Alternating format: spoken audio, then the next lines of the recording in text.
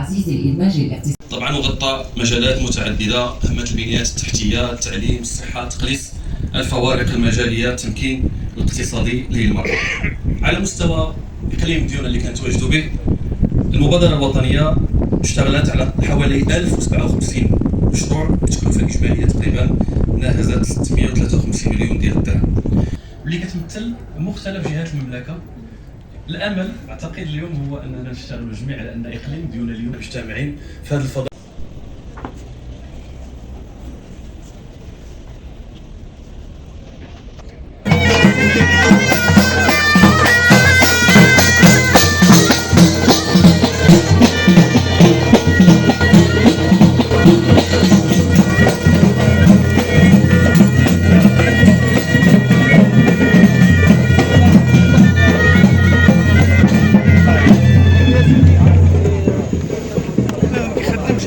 برافو برافو.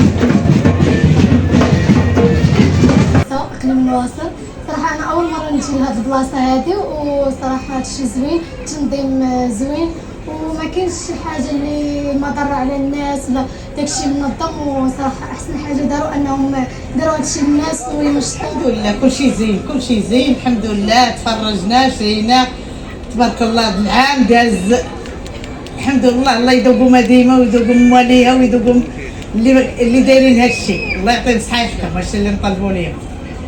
عاش المري. كنبغي نشكر هاد الناس اللي قدموا لنا هاد المهرجان وهاد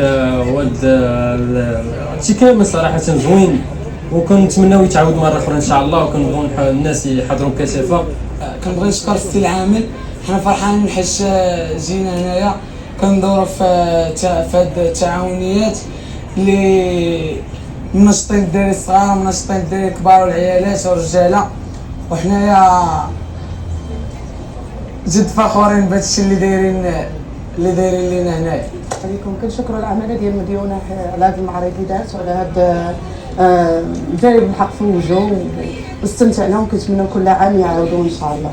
جيت هنايا المعرض كنتفرج بابا وماما، عجبني هاد الكلون هذاك حيت كنتفرج فيهم، وشكرا.